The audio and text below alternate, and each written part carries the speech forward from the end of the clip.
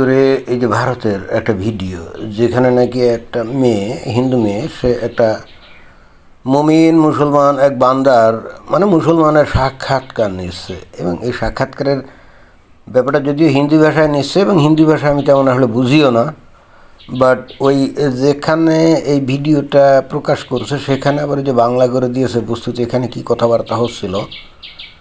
তো ওটা থেকেই বস্তুত আমি খুব হলাম, আগ্রহী হলাম যে বিষয়বস্তু তো দুর্দান্ত, কন্টেন্ট হিসেবে তো মারাত্মক। অর্থাৎ এই বিষয়ে যদি একটা ভিডিওর অবতারণা না করি তাহলে তো কঠিন অন্যায় হয়ে যাবে, কঠিন অন্যায় হয়ে যাবে। আমি আগেই বলেছি হিন্দি ভাষা আমি আসলে জানি না, ওই থোড়া থোড়া অল্প কিছু বুঝতে পারি, বলা তো একেবারেই সম্ভব না। তো আশা করি আপনারা বুঝে নেবেন, বাট মূল অংশ সেটা কিন্তু আমি বুঝতে পারছি। তবে কথা না বাড়িয়ে এই মুমিন মুসলমানটার বদন মোবারক না, মানে বদন থেকে নিঃসৃত বাণী মোবারক আমরা একটু শ্রবণ করি।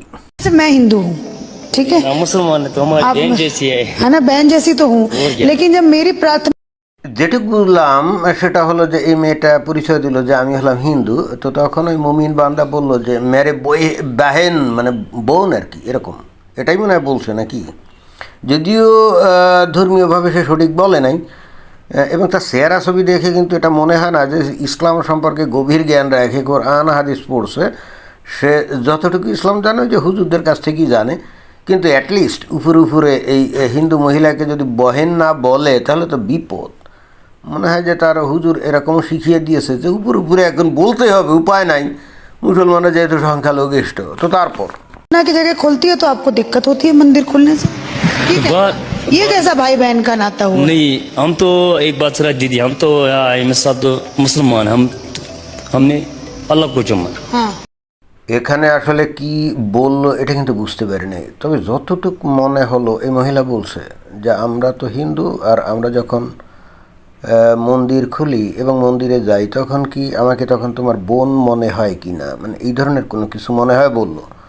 ভুলও হতে পারে, আমি আসলে হিন্দি জানি না, বাট মূল অংশ মানে যে বিষয়টা নিয়ে আমি কথা বলবো সেটা কিন্তু এই অংশ না, জাস্ট এরপরে আমরা সেটা একটু এরপরে আমরা শুনি। हम पढ़ते हैं नमाज, आप जाते हैं मंदिर में, बिल्कुल ठीक है ना, वो अपने अपने मजहब होते हैं।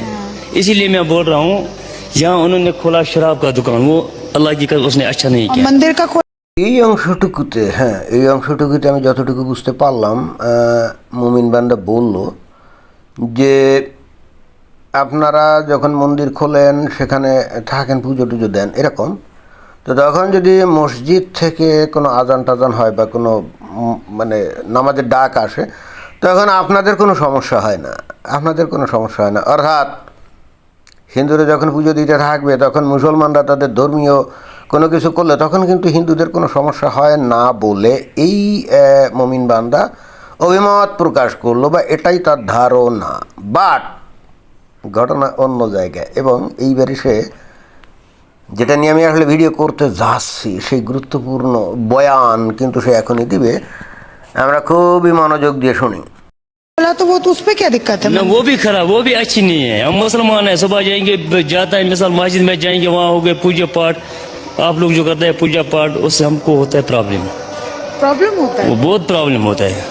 এই জায়গাটা আমি কিন্তু বুঝতে পারছি। কেন বুঝতে পারছি জানেন? এখানে যে শব্দগুলো বলছে এটা তো অনেকটা ক্ষেত্রে মানে বাংলার সাথে অনেকটা হয়ে যায়। এখানে যে বক্তব্যটা দিল ভারতের লোকজন, আপনারা যারা দর্শক শ্রোতা আছেন তো বুঝে গেছেন।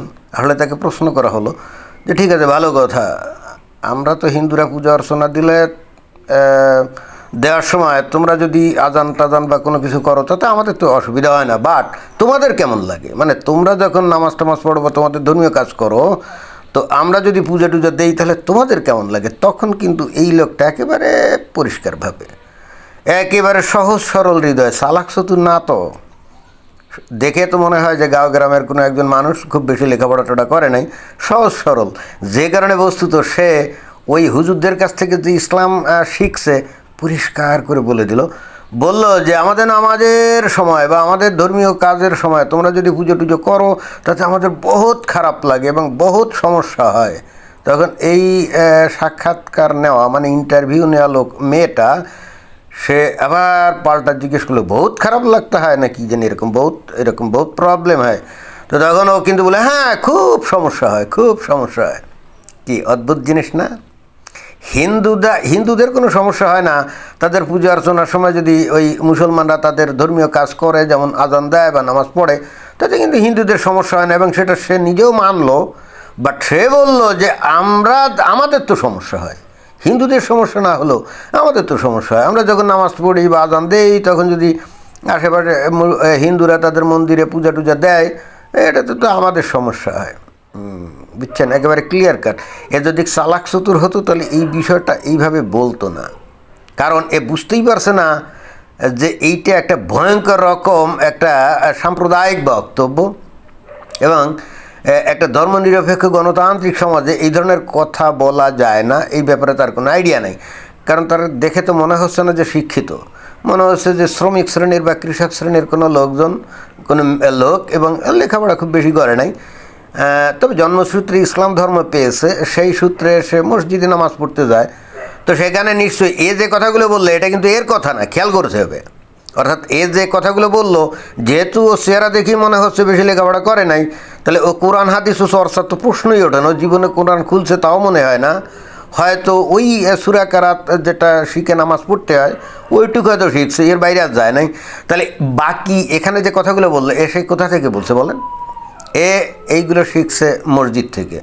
মসজিদের ইমাম তাদেরকে এই ধরনের কথাই বলছে, যে কারণে ও কোনো কিছু না বুঝে একেবারে পরিষ্কার করে দিয়েছে, বুঝছেন? এবং এই কথাগুলো কোথায় দাঁড়িয়ে বলছে? একেবারে ভারতের বুকে, তাই না? এবং এই কথা বলার জন্য কেউ কিন্তু তাকে কোনো কিছু বলছে না। এরপরও বাংলাদেশের মুমিন মুসলমানরা বলবে যে ভারতে নাকি মুসলমানদের উপর অনেক অত্যাচার নির্যাতন করা হচ্ছে, তাই না? হোয়ারাজ বাংলাদেশে হিন্দুরা যখন তাদের পূজা অর্চনা করে, ওরা কিন্তু খেয়াল রাখে কখন আজানের ধ্বনি হবে, কখন মুমিন মুসলমানরা নামাজ পড়বে, তার অন্তত মিনিমাম 15 মিনিট থেকে আধা ঘন্টা আগে ওই সময় কিন্তু তারা তাদের পূজা অর্চনা সাউন্ড বক্স বা যদি ঢোল তবলা বাজায় এগুলো কিন্তু বন্ধ করে দেয়। আর যদি ওই হিন্দুরা ওই ঢোল তবলা বাজিয়ে, আর আসলে অনেক সময় যে রাস্তা দিয়ে যায় না, তো মসজিদের কাছাকাছি আসা মাত্রই নামাজ পড়ুক আর না পড়ুক, ওরা কিন্তু বন্ধ করে দিয়ে তারপরে ওইটা ক্রস করার পরে গিয়ে তারপরে বাজনা বাজায়। মানে এই রকমভাবে। আর যদি সাক্ষাৎকারে এসে যদি এরকম বলতো যে আমাদের পূজা অর্চনার সময় মুসলমানরা যে নামাজ কালাম করে এতে আমাদের ভীষণ অসুবিধা, জাস্ট এই বক্তব্যটা যদি কোনো জায়গায় দিত কোনো হিন্দু, সাথে সাথে আশেপাশে যত মুসলিম আছে না, এবং যার কাছে দিত সেই ডাক দিত যে ইসলাম ধর্মের অবমাননা করছে বলে লোক জড়ায়, সাথে সাথে ওদেরকে পিটি একেবারে সাতু করে দিত। আর এই লোকটা কিন্তু দিব্যি মিডিয়ার সামনে এসে সে কিন্তু তার কথাবার্তা বলে যাচ্ছে। কেন বলে যাচ্ছে? কারণ ও জানে যে এই কথাবার্তা বললে ও হিন্দুদের কোনো স্যাতব্যাত নাই, ওরা কোনো কিছুই বলবে না, এবং আসলেই কোনো কিছু তো তার হয়নি, হচ্ছেও না, হয়ও না। কিন্তু বাংলাদেশে দেখবেন যে বট বাহিনী আছে যারা তার স্বরে প্রচার করবে যে ভারতে নাকি মুসলমানদের ধর্ম অনুসরণ করতে দেয় না, মুসলমানদের উপর অত্যাচার নির্যাতন করে। অথচ আজ পর্যন্ত আমরা দেখলাম না ভারতে মুসলমানরা অত্যাচারিত নির্যাতিত হয়ে নিরাপদ আশ্রয়ের সন্ধানে পাকিস্তানে ঢোকে বা বাংলাদেশে যায় না, আমরা দেখিনি। উল্টো ঘটনা ঘটে, বাংলাদেশে হিন্দুরা অত্যাচারিত হয়ে নির্যাতিত হয়ে তারা কিন্তু ভারতে ঢোকে। এবং এই জায়গায় ইন্টারেস্টিং ব্যাপার হলো মুসলমানরা এই যে হিন্দুদের উপর অত্যাচার নির্যাতনের কৌশলটা ভিন্ন। ডিরেক্ট অনেক ক্ষেত্রে অত্যাচার নির্যাতন করে না। এরা কী করে? প্রায়ত আমরা দেখি যে কৌশলটা অবলম্বন করে ফেসবুকে ভুয়া আইডি খুলে কোনো হিন্দুর নামে, তারপরে নবীন নামে কোনো অশ্লীল বা কুরুচিপূর্ণ কথা মুসলমানরাই প্রচার করে। এইবার তারা কী করে জানেন? ওই লোকের বাড়ি ঘরে আক্রমণ করে, আর তারপরে করে কোথায় মন্দিরে। এই ঘটনা চতুর্দিকে প্রসারিত হয়। এটা হলো ভীতি সঞ্চার করা। যখন এই ঘটনা গোটা বাংলাদেশে ছড়ায় পড়ে, বাংলাদেশের হিন্দুরা যখন শোনে, তখন বস্তুত তারা বুঝতে পারে যে বাংলাদেশে তাদের জীবন নিরাপদ না। এই জন্যে তারা সুযোগ সুবিধা থাকলে জায়গা জমি বিক্রি করে ভারতে চলে যায়। এবং যখন ভারতে গণহারে এরকম চলে যেতে থাকে, তখন মুসলমানদেরকে যদি জিজ্ঞেস করা হয় এই যে হিন্দুরা চলে যাচ্ছে, তো তখন তারা কি বলে জানেন? তো চলে যাচ্ছে, আমরা কি করব? ওরা যদি বাংলাদেশে বসবাস করে ভারতকে ভালোবাসে, সেখানে যদি চলে যায় তাহলে তো আমাদের কিছু করার নেই। ওরা তো আসলে গাদ্দার, ওরা তো আসলে দালাল, ওরা তো আসলে বিশ্বাসঘাতক। কত সুন্দর না? ওরা নিজেরা ভীতির সঞ্চার করবে যাতে করে হিন্দুরা চলে যায় ভয়ে, চলে যাওয়ার পরে আবার এবার হিন্দুরা দোষ দিবে, বলবে ওরা তো ভারতের দালাল, ওরা তো বিশ্বাসঘাতক, বাংলাদেশের বিশ্বাসঘাতক, এক পা বাংলাদেশে আর এক পা ভারতে। দুর্দান্ত কৌশল। এবং আমি সারা পৃথিবীতে মুসলিম দেশগুলো, অমুসলিম দেশগুলো, এগুলো নিয়ে অনেক গবেষণা করে দেখছি, বাংলাদেশের মতো এত দুর্দান্ত কৌশল পৃথিবীর অন্য কোনো মুসলিম দেশে কিন্তু করতে পারেনি। এই যে পাকিস্তানে যদি আপনি দেখেন, সেখানে ডাইরেক্ট অ্যাকশান করে, ওই যে খ্রিস্টানদের উপরে, হিন্দুদের উপরে ডাইরেক্ট যে হুমকি দামকি দেয়, এই তোরা চলে যা, অমুক কর সমুক কর। বাংলাদেশে কিন্তু কোশ্চিনকালও মানে নর্মালি বলে না যে এই তোরা ভারতে চলে যা, না। কিন্তু তারপরেও বাংলাদেশ থেকেই হিন্দুরা সবচেয়ে বেশি ভারতে গেছে। কেন? কারণ ওরা ভীতির সঞ্চার করে, ভীতির সঞ্চার করে। 2021 সালে ওই যে কুমিল্লায় মুসলমানরাই তো কোরআন রাখছিল দুর্গা মণ্ডপে, তাই না? তারপর গোটা বাংলাদেশেই মুসলমানরাই তাণ্ডব সৃষ্টি করেছিল। উদ্দেশ্য কি জানেন? উদ্দেশ্য হচ্ছে হিন্দুদেরকে মারা না, উদ্দেশ্য হচ্ছে যে মন্দিরে আক্রমণ করে ভেঙে চুরে দিয়ে গোটা বাংলাদেশের হিন্দুদের মধ্যে আতঙ্ক তৈরি করা এবং তাদেরকে এই বুঝ দেওয়া যে এই দেশ তোদের না, এখান থেকে ভাগ। এবং এরপরে হিন্দুরা যেই বাংলাদেশ থেকে মনে করেন কিছু হিন্দু ভারতে চলে গেল না, এরপরে ওই যে মুসলমানরা ওই ভাঙচুর করছিল তাদের জিজ্ঞেস করলে বলবে কি জানেন? আমরা তো ওদেরকে কিছু বলি নাই, ওরা তো আসলে বিশ্বাসঘাতক, ওরা বাংলাদেশের থেকে সম্পদ নিয়ে ওই ভারতে চলে গেছে। হ্যাঁ, এই কথাই বলে। কি দুর্দান্ত টেকনিক না? পৃথিবীতে অন্য কোনো মুসলিম দেশে এত দুর্দান্ত টেকনিক আজ পর্যন্ত আবিষ্কার করে অ্যাপ্লাই করতে পারছে আমি অন্তত দেখি নাই। আর এই কাজটা যে করে এটা কিন্তু ইসলাম অনুযায়ী, কারণ খোদ নবী হাদিসে, আমি হাদিসে বলা আছে, সমস্ত সহিহ হাদিস কিতাবে, সেখানে কি বলা আছে? সন্ত্রাস সৃষ্টি অথবা শত্রুর মনে ভীতি সঞ্চার করার মধ্য দিয়ে আমাকে বিজয়ী করা হয়েছে। এই শিক্ষাটাই মুমিন মুসলমানরা বাংলাদেশে অ্যাপ্লাই করে। তারা হিন্দুদের মনের মধ্যে ভীতির সঞ্চার করে এবং করে তাদেরকে অপশন দেওয়া হয়, তোরা ইসলাম গ্রহণ কর আর নাইলে এখান থেকে ভাগ। তা এখন হিন্দুরা তো আর ইসলাম গ্রহণ করে না, ওই দুই একটা মেয়েটে হয়তো বা প্রেমে পড়ে তারপরে ইসলাম গ্রহণ করার, বাকিগুলো তো ভেঙে যায়, তাই না?